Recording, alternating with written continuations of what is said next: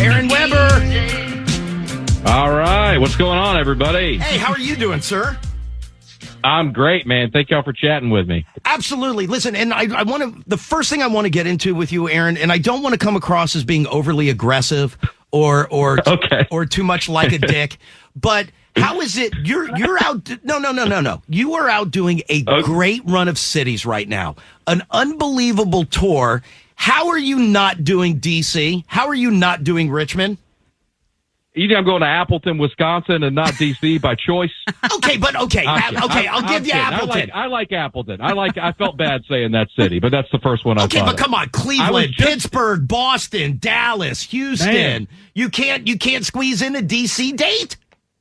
I'd love to, man. I was in Arlington, Virginia, not long ago. Right. Yeah. That's true. That is true. I want to see our name attached with the rest of the run. That's all.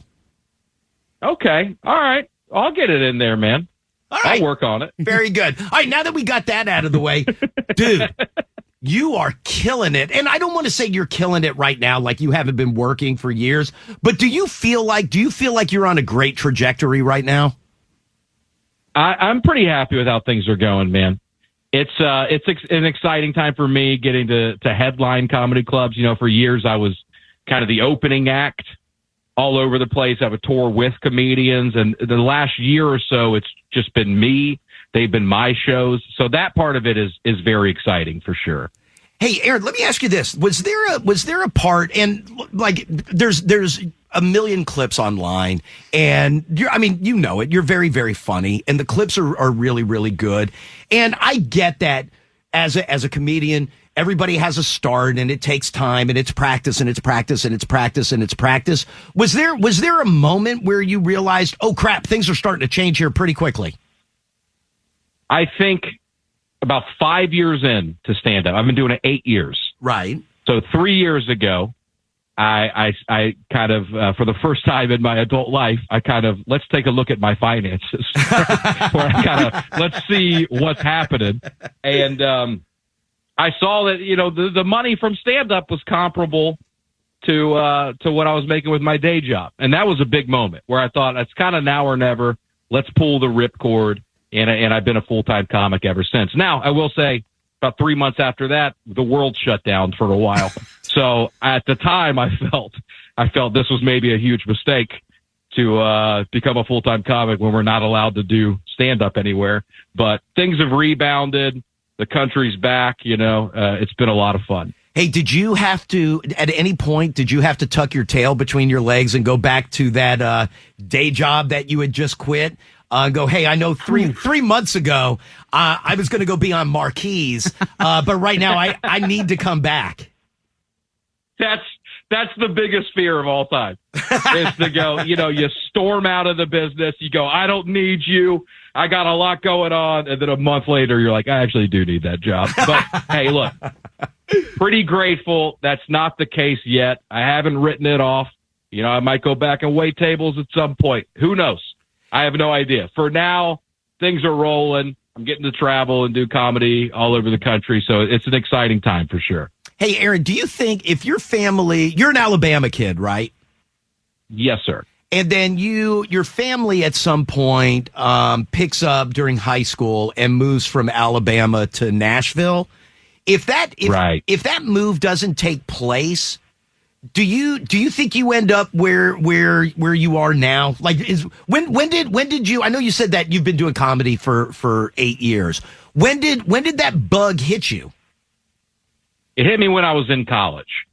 There's a student group on campus where we do stand-up shows for our peers, and I started doing that. I thought, like, you know, I'm not great at this, but I'm okay at it enough to keep doing it. I moved back to Nashville after college. And I've been here ever since, just doing stand-up. My family's long gone, by the way. I did not want to move to Nashville, Tennessee, and now I'm the only one still here, which is kind of bizarre. But yeah, if I were still in, not to knock Montgomery, Alabama, but right. If you're a man in his 20s, where would you rather live? Would you rather live in Nashville or Montgomery, Alabama? I mean, I'm pretty happy I got brought up here for sure. Hey, does Notre Dame have a pretty big, Like you said, you were in a group of other students who were doing like comedy. Is Notre Dame? Does Notre Dame have a rich comedy history?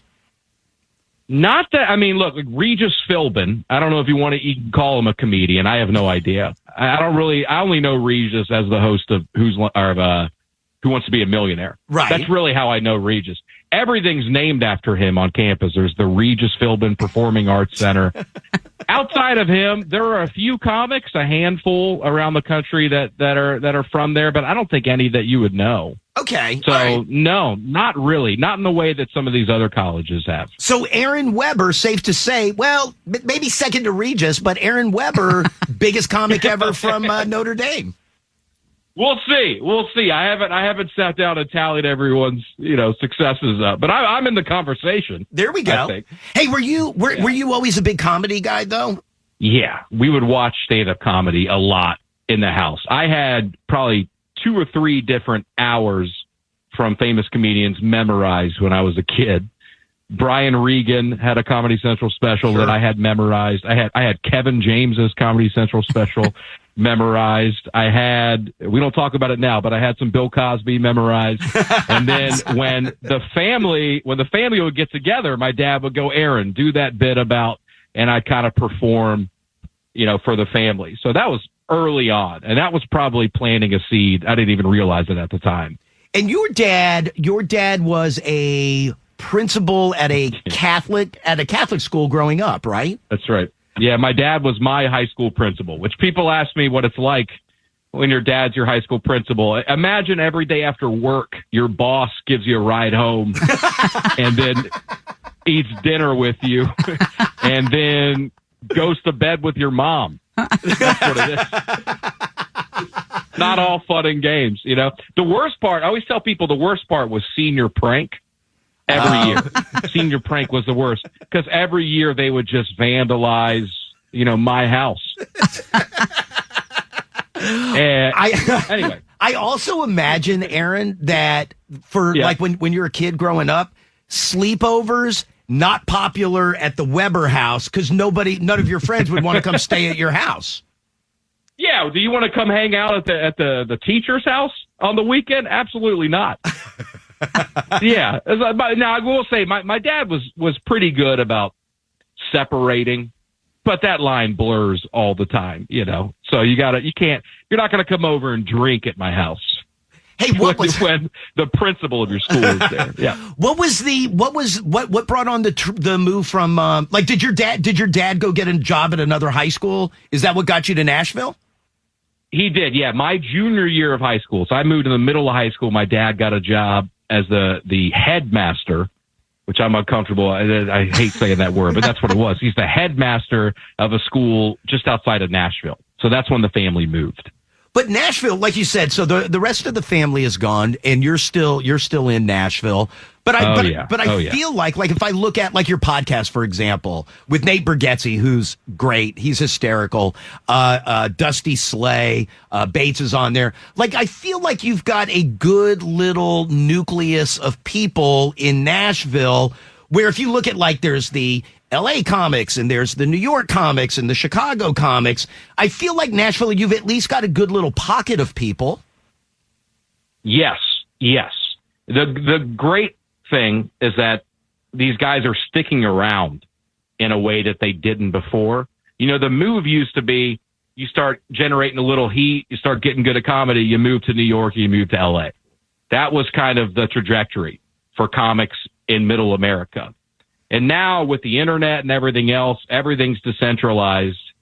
It's not as important to live in Los Angeles or to live in New York City like it used to be. Right. So guys can afford to stick around in Nashville. So we've got a great nucleus of people, even older comedians, Kathleen Madigan, Henry Cho, guys like that who have been doing it forever. They're around. They're in the city. That's great for all the young comics like me coming up.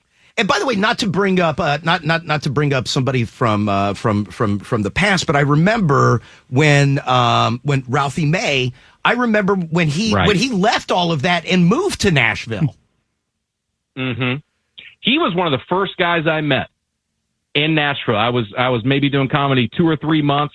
He came to a local showcase, sat in the back and gave everyone advice, gave everyone notes. I talked with him for probably half an hour, which, as you can imagine, for a comedian who's only been doing it a few months, pretty unbelievable to sit with Ralphie May and talk with him about comedy. But he was that kind of guy. I always say my favorite Ralphie thing is when he passed away, God rest his soul, it kind of lit a fire under my rear end. I joined Planet Fitness online. I signed up for Planet Fitness. And then I swear to God, I did not go into Planet Fitness for 4 years. I paid a Planet Fitness membership because, you have to go into a Planet Fitness to cancel your membership. And it's just, I was so lit. I paid $10 a month for 4 years before I finally was like, let's go in here. Let's cancel this. So that was Ralphie passing away, unfortunately, is what sparked that. And, yeah. You know what makes me laugh, though? There's a great clip that you have that I've seen where you talk about how you've lost a lot of weight. And you were talking but you had written a lot of comedy about being a heavier guy. And you went to your wife and said, God, I hope these jokes still work. And she was like, oh, yeah, you're fine. That's a very true story. My wife will shoot it straight. Oh, I think they'll get it. Oh, you don't need to worry about that. I mean, they can see you. I was like, all right. I was getting a little ahead of myself. Hey, last couple things, and then I know I have to let you jump. Number one, you do like, I know that you've played the Ryman in Nashville, which is an unbelievable venue. But you also do a decent amount of shows. That may be unfair, but you work a lot at the Grand Ole Opry. And so, like, I was looking at like one of your upcoming dates at the Opry. How does a night like that work? Well, they usually have one comedian every night, so it's a lineup of a bunch of musicians, and then usually in the middle of the show, to break up the music a little bit, they'll have a comedian come out and do a short set. So I've been lucky enough; I've done it probably 20 times now. The Grand Ole Opry. It's always crazy just to look at the calendar, look at the lineup, and see who's on it. I mean, guys I grew up listening to, guys my parents grew up listening to. I get to be on the same show with them. It's unbelievable, man. Hey, I saw you also. You posted a picture of you out in Los Angeles at the Comedy Store. And it was your first time there. How was the experience?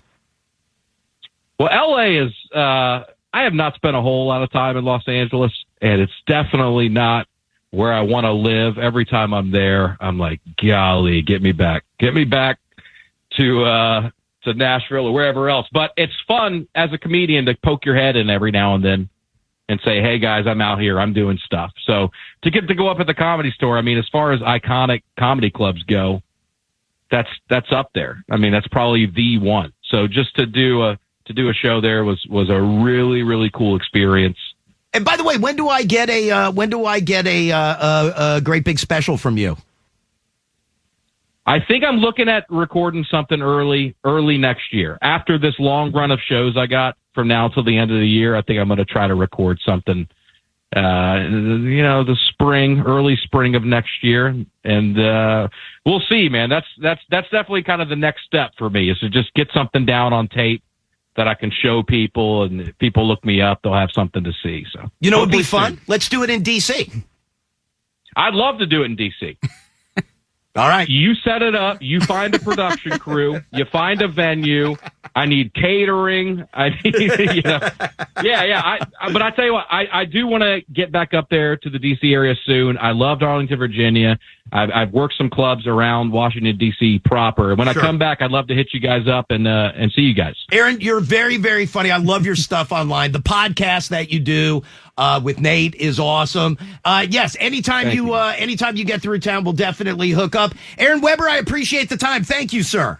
Absolutely. Thank y'all. Y'all have a great day.